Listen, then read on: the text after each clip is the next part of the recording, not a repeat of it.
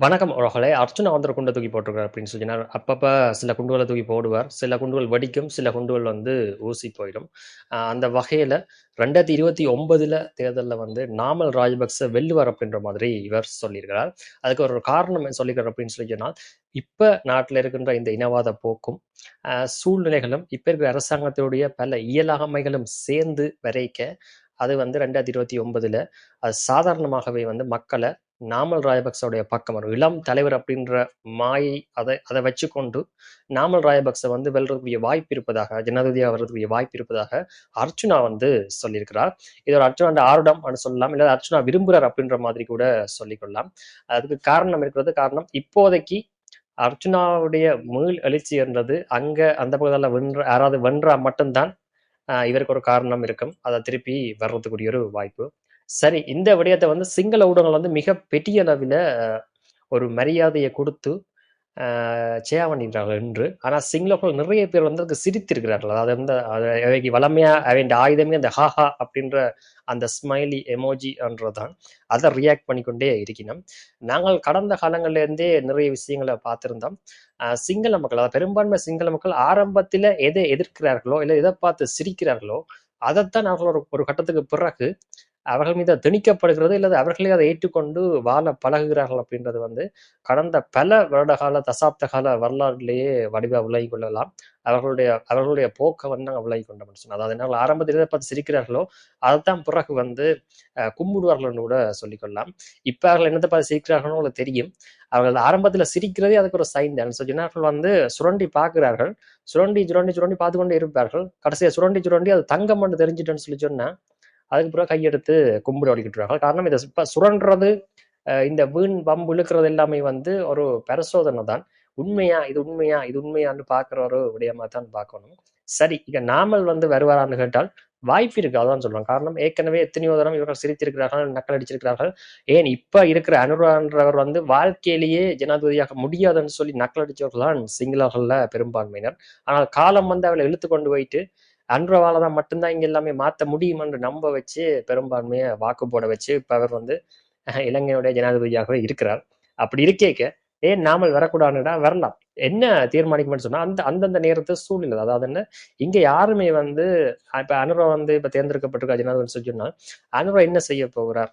எல்லாமே என்ன அனுரோட தேர்தல் கொள்கைகள் என்ன? அனுரா வந்தா எப்படி நாட்டை மாத்துவார் அப்படின்ற எதையுமே படிச்சோ, இல்ல அனுரா சொல்ற எந்த விடயங்கள் அவருடைய ஸ்பீச்சுகளை கேட்டோ இங்க யாருமே இல்ல. அவரோட கொள்கைகளை பார்த்து இங்க யாரும் அனுராக்கு ஓட்டு போடுறது இல்ல.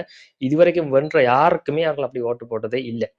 எப்படி ஓட் போடுறாங்க அப்படின்னு சொல்லி சொன்னால், ஏற்கனவே இருந்த அந்த கோவத்திலதையும் அவன் திரும்பி வந்துடக்கூடாது அப்படின்றத வச்சுக்கொண்டு தான் கிட்டத்தட்ட ஓட்டே போடுறார்கள். அதாவது இன்றால தேர்ந்தெடுக்கிறார்கள். அப்ப அங்க அடிப்படையாயே வந்து மக்கள் தேர்ந்தெடுக்கிற ஒரு ஒரு ஒரு ஜனாதிபதியோ, ஒரு கட்சியோ, ஒரு ஆட்சி அதிகாரத்தையோ தேர்ந்தெடுக்கிற முறையே வந்து இன்னொன்னு வெறுப்புல இருந்து தான் வருது. இவர் வரக்கூடாது அப்படின்றதுல தான் அவையோட கவனம் இருக்கேக்க, யார் வரணுமன்றதுலயோ, இல்ல வர வேண்டிய ஆள் எப்படி இருக்க போறார், அவர்கிட்ட கொள்கை என்ன, அவர் வந்தா என்ன, அவரால் என்ன செய்யணுமன்ற எல்லாத்துக்கும் யோசிக்கிறதுக்கு டைமே இல்லை. ஏன்னா அந்த சிஸ்டம் அப்படி எல்லாம் பழக்கியே போட்டது. கிட்டத்தட்ட தொடர்ச்சியாக மாறி மாறி இதுதான் வந்து செய்து கொண்டே இருக்கிறார்கள். இப்பவும் வந்து கொஞ்சம் மூச்சு வாங்குற அளவுக்கு, அதாவது என்ன, ஓரளவுக்கு பரவாயில்ல அப்பாடா அப்படின்ற மாதிரி இருந்துச்சு. ஆனா அதுக்கு பிறகு திருப்பி இப்ப அவர்கள் தொடங்கி கொள்றார்கள்னு சொன்னா, இப்பவும் அண்மை காலங்கள் உங்களுக்கு தெரியும், இந்த முள்ளிவாய்க்கால் டைம், அதுக்கு பிறகான ஒரு சமூக வலைத்தளத்துல வந்து மிக பெரிய அளவில இனவாதங்கள் வந்து கக்கப்படுத்தக்கூடிய ஒரே காரணம், இந்த முறை இந்த ஆட்சியும் வந்து அவர்களுக்கு ஃபெயில் ஆயிட்டுது அப்படின்றது தான் காட்டுது. காரணம், அவர்களுக்கு வந்து அது அவருடைய மன கஷ்டத்தை வந்து நேரடியாக எதிலுமே காட்டில்லாம இருக்கிறது. அப்ப அதுக்கு நாம் வந்து ஊறுகாயாக எங்களையாக்கள் சிக்கேக்க, அவர்கள் வந்து மொத்த வன்மத்தையும் இதில காட்டி தங்களை ஒரு ஆற்றுகப்படுத்திக் கொள்கிறார்கள். அதான் செய்யற விஷயம். ஒரு ஒரு ஒரு ஒரு ஒரு உளவியல் யுக்தி என்று சொல்லலாம். ஒரு ஒரு இனத்தின் உளவியல், ஒரு கலெக்டிவான யுக்தி என்று சொல்லிக்கொள்ளலாம். அது வளமையாக நடக்கிற அப்படி, அதாவது தங்களுடைய தவறுகள் இதுகளை மறைக்கிறதுக்கு பெரும்பான்மையா இருக்கிறவர்கள் வந்து சின்னாக்கள்ல அந்த பிள்ளைய போட்டுக்கொள்வார்கள். அதுக்கண்டே இவங்களை சோறு போட்டு வளர்க்குற மாதிரி கூட ஒரு ஓரமா வச்சிருப்பார்கள் என்று கூட சொல்லிக்கொள்ளலாம். இது வீடுகள்லையும் நடக்கும், நாடுகள்லையும் நடக்கும். சமூகம் உலகத்துல கூட இது நடந்து கொண்டுதான் இருக்கும். ஒவ்வொரு இடத்துக்கும் அது இந்த வடிவத்துக்கு ஏத்த மாதிரி அந்த விஷயங்கள் வந்து சிலதுகள் மாறிக்கொள்ளும். சரி, இங்க வந்து நாமலுக்குரிய காரணம் ஏன் அப்படின்னு சொல்லி பார்த்தால், நாங்க சில விடயங்களை பார்க்கலாம். ஆ இப்ப வந்து அவர்கள் ஒரு குடும்ப அமைப்பு அப்படின்றத வந்து மிகுந்த ஒரு மரியாதையாத்தான் சிங்கள மக்களும் சரி, தமிழர்களுமே வைத்திருக்கிறார்கள். ஏற்கனவே இருந்த அவையோட குடும்பம் சம்பந்தப்பட்டவர்கள் சரி, அதாவது மஹிந்த ராஜபக்சன்றவர் வந்து இன்னும் அதாவது நாமளுடைய தந்தை. அவரை வந்து மக்கள் பயங்கரமாக நேசிக்கிறார்கள் சிங்கள மக்கள் பொறுத்த வரைக்குமே. அவர் எப்படி அவங்க பார்க்குறாங்கன்னு சொல்லி சொன்னா, யுத்தம் பண்றது பெரிய ஒரு விஷயத்த வெற்றி கொண்டத தாண்டி, மஹிந்த ராஜபக்ச இருக்கிற வரைக்கும் சரியாகத்தான் எல்லாமே இருந்திருக்கிறது. அவற்றை பிழை என்னன்னு இவர் பார்க்கணும்னு சொல்லி சொன்னா, ஊழலான அமைச்சர்கள் அல்லது கூட்டாளிகள் தான் அவரை கெடுத்துட்டார்கள். அல்லது அவரை வந்து சரியான முறையில் நிர்வாகம் பண்ண விடாமல் விட்டுட்டார்கள். அதுதான் அவர் செய்த ஒரே பிழை. மற்றும்படி அவர் பரவாயில்ல அப்படின்ற மாரி, அவர் நல்லவர் அப்படின்ற ஒரு ஒரு ஒரு பிம்பம் தான் மக்கள் மத்தியில இருக்குது. அதேபோல இன்னொரு விஷயம் இருக்குதுன்னு சொன்னா, இப்ப கோட்டாவோ, பசிலோ வந்து அவர்கள் சாதாரணமாக நம்ப தயாராக இல்ல சிங்கள மக்கள். அது வந்து உண்மையில வித்தியாசம். அப்ப நாமலுக்கு வந்து என்ன ஒரு வாய்ப்பு அப்படின்னு சொல்லி பார்த்தால், அவர் மஹிந்த ராஜபக்சவுடைய மகன் அப்படின்ற விஷயம் தான். அது இப்ப கோட்டா கலைச்சர்ன்றது பெரிய லெவல்ல இங்க தாக்கத்தை ஏற்படுத்தாது நாமல பொறுத்த வரைக்குமே.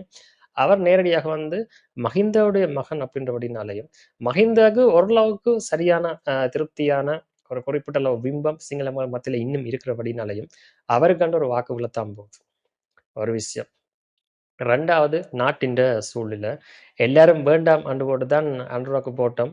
அனுராவாலும் செய்ய இயலாது அப்படின்ற ஒரு கட்டம் வரைக்க, கட்டாயம் சிங்கள மக்கள் வந்து அனுரா வேண்டாம். அதாவது வந்து மிச்சாக்கள்ல வந்த கோவத்த விட, அனுரான்ற அரசுல வந்த கோவம் தான் அதிகமாகுது. அந்த அந்த நேரம் சிங்களர்களுக்கு வரும். அப்ப அந்த கோவம் என்ன செய்யும்னு சொல்லி சொன்னா, வேற யாருக்காவது போட்டுடலாம் அப்படின்ற மாதிரி காட்டும். அல்லது என்ன அனுராவ பழி தீர்க்கணும்ன்றதுக்காண்டியே அவர்கள் நாமலுக்கு போடுறதுக்கு கூட வாய்ப்பு இருக்கிறது. இல்ல அதாவது நாமலுக்கு போட்டாத்தான் அனுராவ பழி தீர்க்கலாம் அப்படின்ற மாதிரியே அவைக்கு அந்த உணர்வு வந்துரும் ஒரு கட்டத்துல. வேறது இனவாதம் சம்பந்தப்பட்டபடி அப்படி எல்லாமே கூட்டி கழிச்சு வரைக்க, கட்டாயம் வந்து நாமலுக்குரிய வாய்ப்பு வந்து உண்மையில பிரகாசமா தான் இருக்கிறது.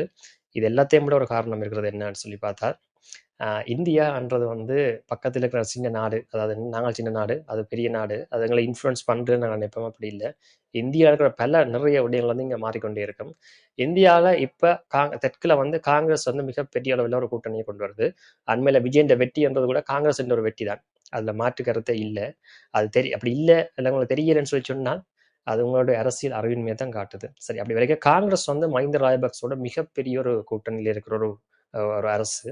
அப்ப அப்படி இருக்கேங்க, அவர்கள் நாளைக்கு இந்தியாவுடைய ஆட்சியை வந்து கைப்பற்றியோ அல்லது அவர்கள் இப்பவே தென்னிந்தியாவில் வந்து அவருடைய ஆதிக்கம் அதிகமாக இருக்கிறபடினால கட்டாயம் நாமல் ராயபக்சவுடைய வாய்ப்பு வந்து அவர்களோட தரப்பிலையும் வந்து அவங்க விரும்புவார்கள் அப்படின்றதான் வந்து விஷயம். அப்ப இங்க இப்படி எல்லாம் பல விடயங்கள் கணக்குகள் இருக்கிறது. இந்த கணக்கு எல்லாத்தையும் சரியா போட்டு பார்த்தா உங்களுக்கு ஓரளவுக்கு தெரியும் நாமல் வர்றதுக்குரிய வாய்ப்பு கட்டாயம் இருக்குது அப்படின்றது. இங்க அர்ச்சுனா இதை சொல்றான்றதுக்காண்டி வரமாட்டேறான்னு சொல்றது பெரிய யோசனம் இல்லை. அதே போல என்ன மாறியும் நாங்க பார்க்கலாம். என்ன அனுரா வந்துட்டா நீ அனுரா இருப்பார் அப்படின்றதுக்கும் எந்த ஒரு இதுவுமே இல்லை. காரணம் இதே மக்கள், இதே சிரிக்கிற மக்கள் தான் ஒரு காலத்துல மஹிந்த யுத்தத்தை பண்ணோன்னு இனி 100 வருஷத்துக்கு மஹிந்த பரம்புதான் இலங்கை ஆளுமண்டே சொன்னவர்கள், மன்னர் குடும்பம் ஒன்றே சொல்லிக் கொண்டவர்கள். ஆனால் இவர்கள் சொன்ன வாய் முகூர்த்தம் 3 வருஷம் கூட மஹிந்ததுக்கு பிறகு 2015-14 ஆட்சி போயிட்டு 2012 சல்பன்சாட்டியே தோக்குறதுக்குரிய வாய்ப்பு உண்மையில இருந்தே சொல்லிக்கொள்ளலாம். அதை தாண்டி பாருங்க 15 விட்டு பிறகு திருப்பி இதெல்லாம் செய்து ஏதோ எல்லாம் முள்ள மரித்தனம் பண்ணி திருப்பி ஆட்சிக்கு வந்தோம். 2 வருஷம் தான் கோட்டாவால இருக்க முடிஞ்சது. அடித்து கலைத்தார்கள். கோட்டா திருப்பி வரைக்கும் சொன்னாங்க. திருப்பி கோட்டா வந்துட்டார்ல. இனி மைந்தான் திருப்பி 20 வருஷத்துக்கு ஆட்சி இருந்தார்கள். மைந்த குடும்பம் தான் சொல்லி. ஆனால் 2 வருஷத்திலேயே போயிட்டு. அப்ப இவளுடைய வாய் மூர்த்தம் எப்படி வேலை செய்யுதுன்னு சொல்லி பார்த்தால், இவ என்ன சொல்லினோ அதுக்கு எதிரான விஷயம் தான் இருக்கு. இவ என்ன சிரிக்கணுமோ அதுதான் நடக்கும். இவ சொல்றது நடக்க போறேன். இவ எதப்பா சிரிக்கணுமோ அதுதான் உண்மையா இருக்கிறது நடக்குது. அப்ப இங்க விஷயம் வந்து இவ்வளவுதான். தகவல் இதுதான். இது சம்பந்தம் உங்களுக்கு கருத்து இருந்தால் கமெண்ட் செக்ஷன்ல தெரியப்படுத்துங்கள். நன்றி.